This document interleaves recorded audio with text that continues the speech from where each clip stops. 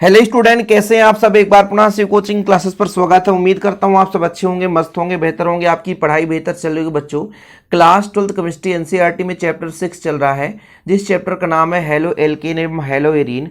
आज के इस लेक्चर में आप लोग सीखने वाले हैं बच्चों हेलो एरीन बनाने की विधि। इसके पहले मैंने हेलो एरीन का एक सामान्य जो जानकारी होता है बेसिक, उस पर मैंने लेक्चर अपलोड कर दिया है, जिसे आप प्ले लिस्ट में देख लेना। पहला नंबर बच्चों हैलोजनीकरण से। यहां शब्द से अर्थ पहले निकालेंगे। हैलोजनीकरण का मतलब क्या होता है? हैलोजन तत्वों का जुड़ना। हैलोजनीकरण से अब हेलो एरीन, एरीन कैसे होता है? बेंजीन रिंग या उसके सजाती कोई भी एरोमेटिक यौगिक है। ठीक है, बेंजीन रिंग हो या उसी के सजाती कोई एरोमेटिक यौगिक है, उसके साथ हम हैलोजन परमाणु को जोड़ना चाहते हैं तो हैलोजनीकरण विधि से हम जुड़ सकते हैं। सीधा हैलोजनीकरण मतलब हैलोजन तत्वों का जुड़ना। फ्लोरीन हो गया, क्लोरीन हो गया, ब्रोमीन हो गया, आयोडीन, तो सीधा हैलोजन परमाणु को जोड़ेंगे। ये कुछ परिस्थिति पर जुड़ता है। हैलोजनीकरण के लिए कुछ ना कुछ उत्प्रेरक होता है। उत्प्रेरक का मतलब ये होता है बच्चों जो रासायनिक अभिक्रिया की दर को बढ़ा दे।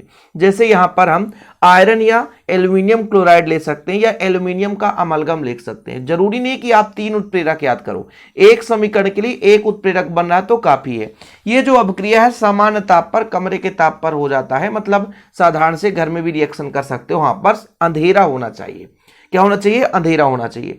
तो रिएक्शन कराने के लिए हमको बेंजीन रिंग लेना पड़ेगा, या तो देखिए बेंजीन रिंग या उसके सजाती कोई एरोमेटिक हाइड्रोकार्बन। तो हमेशा हम बेंजीन रिंग से ही काम चलाएंगे, क्योंकि हम सिर्फ मेथड समझ रहे हैं, यहां पर लैब में प्रयोग नहीं कर रहे हैं। ठीक, तो यहां पर हम कोई भी हैलोजन परमाणु ले सकते हैं जिसके साथ क्रिया कराना चाहते हैं। जैसे बच्चों हमारे पास बेंजीन रिंग है, ये हमारा बेंजीन रिंग है। ठीक है, बेंजीन रिंग के साथ हम क्रिया कराना चाहते हैं। किसकी क्रिया करा दें? क्लोरीन की क्रिया करा दें, Cl2 की। इसमें कंडीशन है बच्चों कि कहीं ना कहीं उत्प्रेरक होना चाहिए। तो यहां पर मैं जो उत्प्रेरक ले रहा हूं वो ले रहा हूं बच्चों Fe, आयरन। या तो एल्यूमिनियम क्लोराइड ले सकते हैं या तो एल्यूमिनियम का अमलगम ले सकते हैं। ये जो अभिक्रिया संपन्न हो रही है वो अंधेरे में हो रही है, कमरे के ताप पर, अंधेरे में।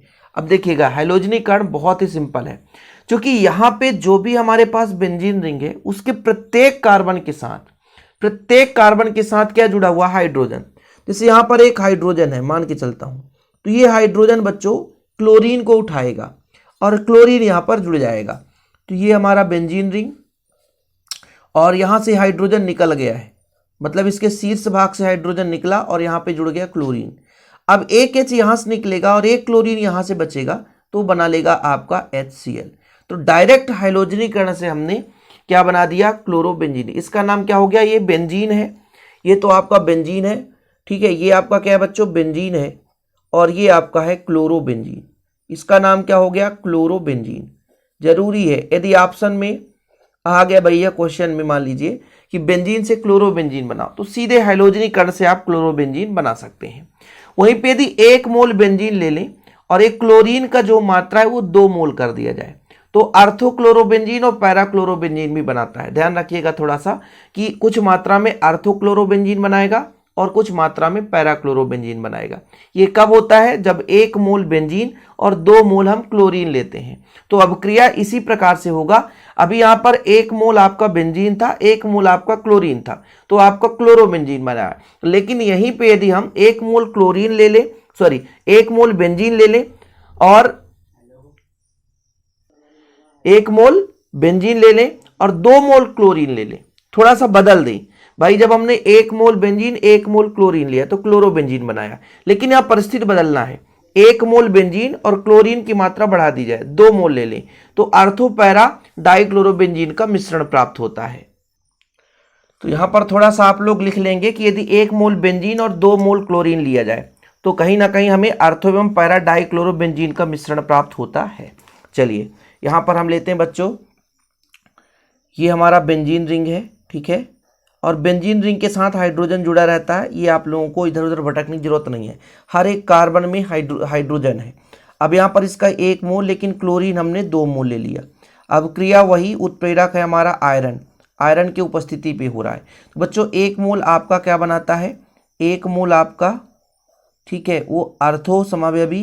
जैसे यहाँ पर मान लीजिए क्लोरीन जुड़ा, एक क्लोरीन यहाँ जुड़ गया। ठीक है, और एक भाग जो है कुछ मात्रा में पैरा समावयवी। पैरा का मतलब होता है यहाँ हमारा क्लोरीन इसके अपोजिट भाग में जुड़ा, तो ये आपका पैरा भाग पर हो गया।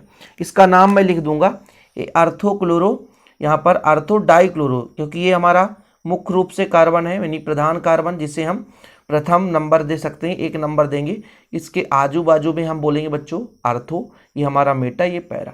इसका हम नाम दे सकते हैं अर्थो में जुड़ा है 2 क्लोरीन डाइक्लोरो, अर्थो डाइक्लोरो बेंजीन, अर्थो डाइक्लोरो बेंजीन। यहाँ पे क्या है बच्चों, पैरा पे है, तो para dichloro benzene, para dichloro benzene. ये लो भैया हमारा बन गया हैलोजनीकरण। इतना काफ़ी है, लेकिन कुछ इसकी कमियां भी है।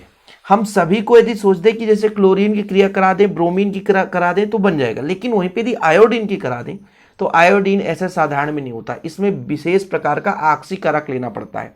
यानी कुल मिलाकर के इन्हीं अवस्थाओं में यदि हम आयोडीन की क्रिया कराएं तो वो संभव नहीं है। इसके लिए हमें एक विशेष प्रकार का आक्सीकारक लेना पड़ेगा। जैसे मान लीजिए नाइट्रस अम्ल ले लो, HNO3, इसकी उपस्थिति यदि हम क्रिया कराएं तो आयोडीन आसानी से क्रिया कर लेता है। तो इसके बाद आप लोग थोड़ा सा यहाँ पर नोट लिख लेंगे। नोट का मतलब कुछ अलग ही है यहाँ पे, ठीक है। नोट का मतलब होता है कुछ अलग ही है, सिमिलर नहीं है। कि आयोडीन का व्युत्पन्न यौगिक यदि हमें बनाना है तो कहीं ना कहीं हमें आक्सीकारक की आवश्यकता होगी। बाकी सेम रिएक्शन लिखना है, अलग से कोई आपको परेशान नहीं होना है। जैसे मैं यहाँ पे कहता हूँ मेरा ये बेंजीन रिंग है, ठीक है, और इस बेंजीन रिंग के साथ मैं क्रिया करा रहा हूँ आयोडीन की। बस हाँ, यहाँ पर उत्प्रेरक थोड़ा सा चेंज रहेगा। जैसे मैं नाइट्रिक अम्ल HNO3 ले लेता हूँ, ये आपका एक प्रबल आक्सीकारक होता है, तब ये उसी रिएक्शन उसी प्रकार करेगा, ठीक है। बाकी नॉर्मल यदि आप सोचोगे, नॉर्मल उत्प्रेरक की उपस्थिति में तो संभव नहीं है। तो एक आई यहाँ पर जुड़ जाएगा बच्चों, तो यहाँ पर हो जाएगा आपका आई जुड़ गया, जैसे यहाँ पे क्लोरीन जुड़ता था, और बाकी आपका एक H निकलेगा यहाँ से तो HI बना लेगा। प्रोसेस वही है, बस एक विशेष प्रकार के आक्सीकारक की आवश्यकता होती है। फिलहाल इतना क्लियर है। हम चाहें तो ये तो मान लीजिए हमारा एक प्रकार से डायरेक्ट बेंजीन रिंग से हेलोजन परमाणु जुड़ा है, इसके जगह हम जैसे टालुइन ले लेते हैं और टालुइन में भी ऐसे क्रिया कराते हैं तो बिल्कुल सेम रिएक्शन होता है। सूर्य के प्रकाश की उपस्थिति में भी संपन्न हो सकता है, उसमें उत्प्रेरक की जरूरत नहीं पड़ती है। लेकिन यदि कमरे के ताप पर कराएं अंधेले में, तब पर भी आर्थोक्लोरोटालुइन बनाता है और पैराक्लोरोटालुइन बनाता है। तो ये और एक्स्ट्रा रिएक्शन होता है। अभी तो ये हैलोजनीकरण में ही इतने रिएक्शन हो गए, तो जितना ज़्यादा आप पढ़ना चाहोगे उतना आप पढ़ सकते हो बच्चों, क्योंकि एग्जाम के पॉइंट ऑफ व्यू से हम पढ़ाना चाहते हैं जितना एग्जाम में आ जाए। अब इसके अलावा भी जैसे टालुइन के साथ क्रिया कराओगे तो सेम प्रोसेस होगा। टालुइन से क्रिया कराओ आप लोग उत्प्रेरक की उपस्थिति में निम्न ताप पर, तापमान कम रहे, एक उत्प्रेरक की उपस्थिति में कराओगे तो जिस प्रकार से आर्थो पैरा पोजीशन बनता था उसी प्रकार से टालुइन के साथ हो सकता है। लेकिन फिलहाल हैलोजनीकरण 12th के हिसाब से, बोर्ड एग्जाम 12th के हिसाब से काफ़ी है। तो आप लोग स्क्रीनशॉट ले लें, फिर अगले मेथड पर चलते हैं, क्योंकि हैलोजन की बनाने की संपूर्ण विधि हम एक ही लेक्चर में कंप्लीट करेंगे बच्चों।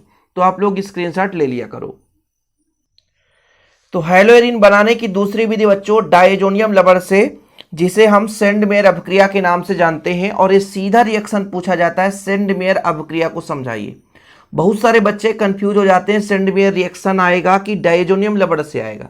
तो नाम से ये रिएक्शन पूछा जाता है, और जो भी रिएक्शन नाम से पूछे जाते हैं बच्चों वो एग्जाम में बहुत ही ज़्यादा चांसेस रखते हैं आने के लिए। ध्यान रखिएगा, जो भी रिएक्शन नाम से हैं, अभी तक जैसे हूंसर डीकर है, वोल्टेज अपक्रिया, वोल्टेज फिटिंग अपक्रिया, सारे अपक्रियाएं जो भी नाम से हैं उन्हें आपको तैयार कर लेना चाहिए। फ्रीडल क्राफ्ट अपक्रिया, तो नाम वाली रिएक्शन तो बिल्कुल आपको नहीं छोड़ना है। तो ये सेंडमेयर अपक्रिया है, अभी से आप लोग इसे नोट डाउन कर लें, स्टार बना लें।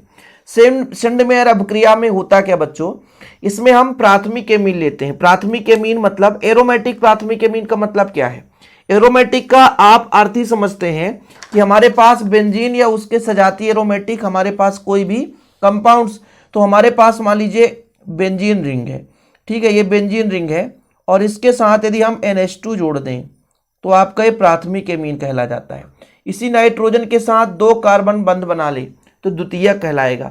यदि 3 कार्बन के साथ ये नाइट्रोजन जुड़ जाए तो तृतीयक कहलाएगा। तो इस प्राथमिक एमीन को हम नाइट्रस अम्ल से कराते हैं तो पहले तो डायजोनियम लवण बनता है, ठीक है। कहीं ना कहीं डायजोनियम लवण कैसे बनाएंगे, तो ये बनता है एनिलीन से या प्राथमिक एमीन से। देखिएगा, हमारे पास C6H5NH2 है। अब ये कहोगे सर ये अलग से आपने कर दिया, ये एनिलीन है भाई, ये यही चीज है। कहने का मतलब है हमारे पास ये बेंजीन रिंग है और इसके साथ जुड़ा हुआ है NH2। ठीक, तो कंफ्यूज मत होना, वही चीज है। नहीं तो आपके मन में आ जाए कि सर ये क्या चीज कर दिया आपने। ये भाई क्रिया करता है किससे? नाइट्रस अम्ल से, HNO2 से, और उत्प्रेरक के रूप में HCl लेते हैं, तो ये बनाता है बेंजीन डाइजोनियम लवण। तो हमारे पास यहाँ से आता है N और यहाँ से आता है हमारा Cl, तो बनता है बच्चों C6H5N2Cl। बाकी जो हमारा ऑक्सीजन है वो हाइड्रोजन के साथ पानी के रूप में बाहर निकल जाता है। अब इसकी क्रिया बच्चों हम किसके साथ कराते हैं? क्यूप्रस क्लोराइड मतलब CuCl के साथ। जब इसके साथ कराते हैं तो यहां से क्या होता है कि N2 बाहर चला जाता है, N2 बाहर चला जाता है, मतलब ये अपघटित हो जाता है। किसके उपस्थिति में? संगत अम्ल के साथ, तो HCl के उपस्थिति में। ठीक है, अब होगा क्या बच्चों, ये बस N2 बाहर चला जाएगा, और जब N2 बाहर चला जाएगा तो मिलेगा क्या हमारे पास? C6H5Cl मिलेगा और प्लस हमारा N2 बाहर हो जाएगा, मतलब विघटित हो जाता है। यानी जब हम बेंजीन डाइजोनियम लवण बना लेते हैं तब इसको हम क्यूप्रस लवण के संगत, ठीक है, क्या कराते हैं? अपघटित कराते हैं, तो ये टूटता है और हमें मिल जाता है एक प्रकार से डाइजोनियम लवण। ठीक है, क्लियर है? आप ले लो भैया, यहां पर मैंने बता दिया है नाइट्रस अम्ल ले लो, नाइट्रस अम्ल की डायरेक्ट क्रिया करा दो। अब आपके पास नाइट्रस अम्ल नहीं है तो फिर कंफ्यूज हो जाओगे। नाइट्रस अम्ल आप कैसे बना सकते हो? जैसे आप ले लो, जैसे मान लीजिए आप इसको ले लो CaNO2 और HCl की क्रिया करा दो। ठीक है, तो यहां से आपका बन जाएगा HNO2, नाइट्रस अम्ल यहां से मिल जाएगा। तो इन दोनों का मिश्रण लोगे तो भी आपका नाइट्रस अम्ल ही कहलाएगा। तो कंफ्यूज मत होना, किसी किसी बुक में ऐसा मिलेगा CaNO2 प्लस HCl, ठीक है, HCl, ये दोनों आपस में मिलेंगे तो नाइट्रस अम्ल ही देंगे। तो कंफ्यूज होने की जरूरत नहीं है, ध्यान रखिएगा, क्योंकि आपका जो कैल्शियम है वो कैल्शियम क्लोराइड CaCl2 बना देगा, वो अलग हो जाएगा। इसी के जैसे हम मान लीजिए सोडियम नाइट्रेट ले लेते हैं, ऐसे बुक में लिखा मिल जाता है। अब लोगों के मन में यही रहता है कि सर ने तो हमें ये बता दिया, अब ये CaCNO2 क्या है, इसका मतलब क्या है? तो कंफ्यूज होने की जरूरत नहीं है। जैसे हमारे पास मान लीजिए C6 है, H5 है, NH2 है। अब आपको कुछ उत्प्रेरक के रूप में यहाँ पे नाइट्रस अम्ल डायरेक्ट ना दे करके कुछ इस प्रकार से दे दिया कि यहाँ पर सोडियम नाइट्रेट है NaNO2 और बोला HCl है, इन दोनों को मिलाएंगे तो HNO2 मिल जाएगा, ध्यान रखिएगा। इससे बनता है डाइजोनियम लवण C6H5N2Cl। सबसे पहले तो डाइजोनियम लवण ही पता होना चाहिए, फिर इसको क्यूप्रस क्लोराइड की उपस्थिति में और HCl की उपस्थिति में क्रिया कराते हैं, तो बस सीधा फंडा विघटित हो जाएगा। तो C6H5Cl प्लस आपका N2 अलग हो जाएगा। ये प्रोसेस है बच्चों डाइजोनियम लवण से सेंडमेयर अपक्रिया। एरोमेटिक प्राथमिक एमीन पर नाइट्रस अम्ल की क्रिया से 0 डिग्री सेल्सियस पर कराते तो डाइजोनियम लवण बनता है। ये अस्थायी होता है और इसको क्यूप्रस लवण और उसके संगत हैलोजन अम्ल की उपस्थिति में क्रिया कराते हैं तो फिर विघटित होकर हैलोएरिन देता है। This is a reaction, very very important reaction बच्चों बोर्ड एग्जाम के पर्पज से। प्लीज अभी के अभी आपको तैयार कर लेना है, देरी नहीं करनी है। सेंडमेयर अपक्रिया काफी महत्वपूर्ण है, इधर उधर भटकने की जरूरत नहीं बच्चों, जो एग्जाम में पूछा जाता है सीधा पूछा जाएगा, तो आप लोग प्लीज ठीक है तैयार कर लें। और इसके अलावा इसका एक्सेप्शन नहीं पूछा जाएगा, ना कोई इसका अपवाद पूछा जाएगा आपसे, और कुछ भी नहीं, सीधा सेंडमेयर अपक्रिया बोला जाएगा और आपको बस यही रिएक्शन कर देना है, आपसे है ना बन जाना चाहिए। और कई सारे बुक में HNO2 HCl लिया रहेगा, कई सारे बुक में CaNO2 HCl लिया रहेगा, कई सारे बुक में NaNO2 HCl लिया रहेगा, तो कंफ्यूज मत होना, इसीलिए मैंने सारे ऑप्शन खोल दिया यहाँ पे। ऐसे ही अगला नंबर देखते हैं फिनाल से। फिनाल तो सबको पता होगा ना, घर में यूज करते हैं। अब इसके मात्र सूत्र की बारी है, सूत्र सबको नहीं पता रहता है। तो फिनाल का पहचान क्या है? बेंजीन रिंग, इसके साथ जुड़ा हो OH, तो ये आपका फिनाल कहला जाता है। इसकी क्रिया हम कराते हैं फास्फोरस पेंटाक्लोराइड के साथ। तो बस बनाना क्या हमको भाई? हैलोएरीन बनाना है, तो एरीन ग्रुप होना चाहिए। यहां से एक आपका क्या निकलेगा? क्लोरीन, और इसके साथ जुड़ जाएगा। अब भाई क्या, अब बोलोगे सर और क्या बना सकता है? देखो भाई, एक H और एक Cl, तो सीधा फंडा है HCl। अब बचा क्या क्या? फास्फोरस बचा, एक ऑक्सीजन बचा, यहाँ से 3 क्लोरीन बचा, क्योंकि एक क्लोरीन तो बेंजीन रिंग ले लिया और एक क्लोरीन HCl के साथ चला गया, तो ये बन गया हमारा फास्फोरस ऑक्सीक्लोराइड हो गया, इसका नाम है क्लोरोबेंजीन। तो जब हम फिनाल की क्रिया FeCl5 से कराते हैं तो बनाता क्या बच्चों, क्लोरोबेंजीन। क्या बनाता है, क्लोरोबेंजीन। ये एक प्रकार से हेलोएरीन है कि नहीं, इसका नाम है फिनाल। क्या बच्चों, फिनाल। इसका नाम क्या है, फास्फोरस पेंटाक्लोराइड। तो FeCl5 से क्रिया कराई जाती है तो हमें मिल जाता है क्लोरोबेंजीन। क्या होता है जब फिनाल की क्रिया FeCl5 से कराई जाए, ले लो, क्या होता है जब फिनाल की क्रिया FeCl5 से कराई जाए, तो आपको पता होना चाहिए भाई, क्या बनेगा, क्लोरोबेंजीन बनेगा। अच्छा, हुंसडीकर अभिक्रिया आपने पढ़ा है क्या अभी तक? हुंसडीकर अभिक्रिया आपने पढ़ा है। हेलोएल्केन बनाने की विधि में सेम रिएक्शन यहां पर भी है। बसी अम्ल का सिल्वर लवण लेंगे, बस वहां पर एल्किल ग्रुप था, यहां पर आपका एरोमेटिक समूह रहेगा। सेम रिएक्शन हुंसडीकर अभिक्रिया यदि आ जाए ना, तो चाहे आप हेलोएल्केन का लिखिए चाहे हेलोएरीन का, तो चौथा नंबर जो हमारा बच्चों हुंसडीकर, हुंस सही है ना, गलत तो नहीं लिखा है मैंने, हुंसडीकर विधि काफी महत्वपूर्ण है। अब कुछ लोगों के मन में रहेगा कि सर वहां पर हमने हुंसडीकर पढ़ा था, यहां पर हमने पढ़ा है, तो क्या गलत हो जाएगा? नहीं, देखिएगा हुंसडीकर में होता क्या, मुख्य रूप से कार्बनिक अम्ल के सिल्वर लवण से कराई जाती है क्रिया। यदि इसको हम कोष्टक में लिख दें, कार्बनिक अम्ल के सिल्वर लवण से। देखो भाई, नाम वाली रिएक्शन एक बार नहीं, मैं 1000 बार कह रहा हूं, बार बार कह रहा हूं कि आपको छोड़ना नहीं है। तो इसको लिखने का तरीका भी तो पता होना चाहिए कि लिखेंगे कैसे। जैसे यहां पर हमने आपको एक चीज समझाया कि कार्बनिक अम्ल के सिल्वर लवण से। अब जैसे मान लीजिए हमारे पास बेंजीन रिंग का एक एरोमेटिक ग्रुप है C6H5। ये अम्ल कब कहलाएगा, जब COOH हो, यानी एक बेंजीन रिंग के साथ हमारे पास ये अम्ल का ग्रुप जुड़ा हो। ये हमारा अम्ल है बच्चों, ये हमारा अम्ल है। अब जैसे ये लवण कब बनेगा, H को हटा दिया जाए, H को हटा दिया जाए और इसमें कोई क्षारीय समूह जोड़ दें। जैसे मान लीजिए यहाँ पर COO, यहाँ पर Ag जोड़ दें, तो ये सिल्वर का लवण बन गया, मतलब C6H5 COO Ag। तो ये सिल्वर का वसी लवण बन गया, वसी अम्ल का सिल्वर लवण एक प्रकार से, ठीक है ना, वसी अम्ल का सिल्वर लवण बन गया। अब इसकी क्रिया हम ब्रोमीन से कराते हैं, ठीक है बच्चों। तो एरोमेटिक कार्बोक्सिलिक अम्ल के सिल्वर लवण को तो हम ले लेते हैं सिल्वर, जैसे हमने कहा कि C6H5 है COO, यदि H हो जाए तो अम्ल कहला जाएगा, लेकिन H को हटाकर Ag, तो ये हमारा बन गया सिल्वर लवण, ठीक। इसकी क्रिया हम कराते हैं बच्चों ब्रोमीन से। किससे कराते हैं, ब्रोमीन से। किसके उपस्थिति में, कार्बन टेट्राक्लोराइड की उपस्थिति में। ये हमारा केवल प्रेजेंटेशन है, केवल अभिक्रिया कराने का दर बताता है। तो ये जो Br है वो Ag को उठाएगा और ले जाएगा। सबसे पहले तो बनाएगा हमारा हेलोएरीन। हेलोएरीन मतलब हेलोजन समूह एरीन ग्रुप के साथ जुड़ गया, तो ये हेलोएरीन बना लिया। कार्बन जो है ऑक्सीजन से बनाकर बच्चों CO2 बना सकता है। साथ में क्या बन सकता है, ये ब्रोमीन है, Ag को लेगा तो AgBr बनाएगा, यही तो बना सकता है, AgBr बनाएगा। अब ये नाम वाली रिएक्शन है कि एरोमेटिक कार्बोक्सिलिक अम्ल के सिल्वर लवण को हमने अक्रिय विलायक की उपस्थिति में क्रिया कराया। लगभग ये 70 डिग्री सेल्सियस तापमान पर अभिक्रिया करता है। तो ब्रोमीन से क्रिया कराई जाती है तो हमें बच्चों एरिल ब्रोमाइड प्राप्त होता है।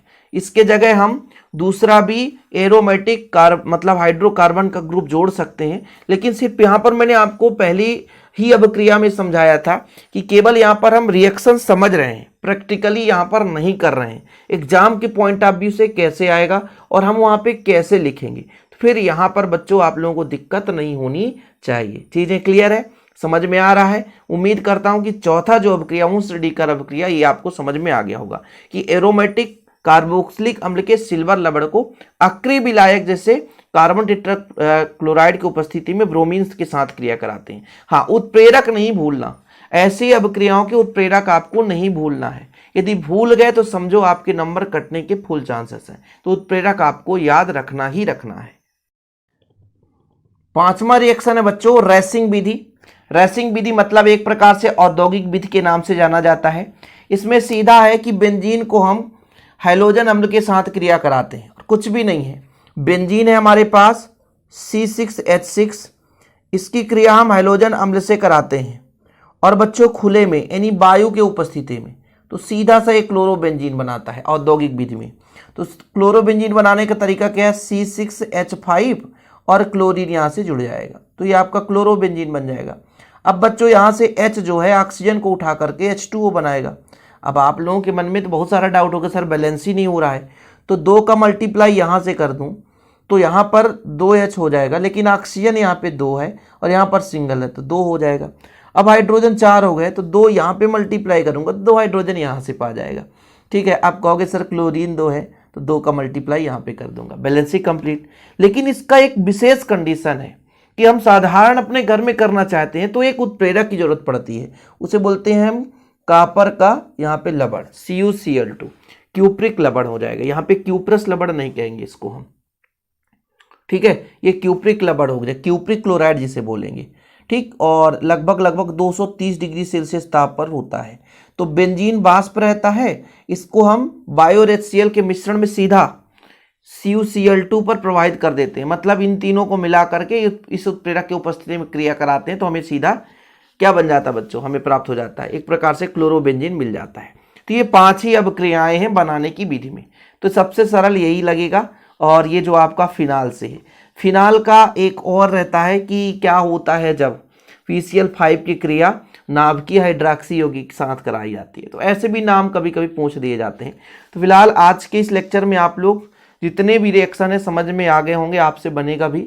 एक और रहता है कभी कभी कि हाइपोब्रोमस अम्ल की अभिक्रिया से भी बनाते हैं, लेकिन आज तक कभी नहीं पूछा गया, एग्जाम में कभी पूछा ही नहीं गया, तो उधर भटकने की जरूरत तो नहीं है बच्चों। अभी आज के लिए इतना ही। वीडियो पसंद आए तो लाइक करके शेयर जरूर कर दें। ऐसे वीडियो पाने के लिए चैनल को सब्सक्राइब कर दें। मिलते हैं अगले वीडियो के साथ। जय हिंद, वंदे मातरम।